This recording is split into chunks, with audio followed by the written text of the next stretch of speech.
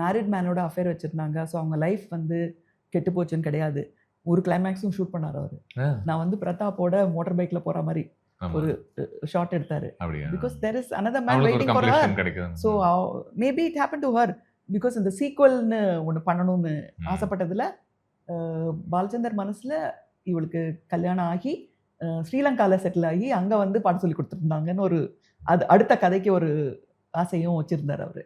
So அதனால அவ வந்து அவளை பெண் கிடையாது.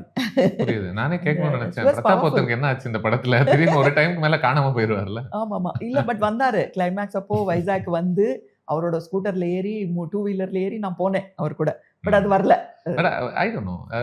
He was definitely into you. சிந்து பொறுத்த வரைக்கும். ஆமா. But I don't think you were ever into him. இல்ல அந்த மாதிரி. அதுக்கான ஒரு சின்ன ஸ்பார்க் கூட இருந்த மாதிரி கூட தெரியல. It felt like ஏதோ கருணையோட நடத்துனீங்க அவரை.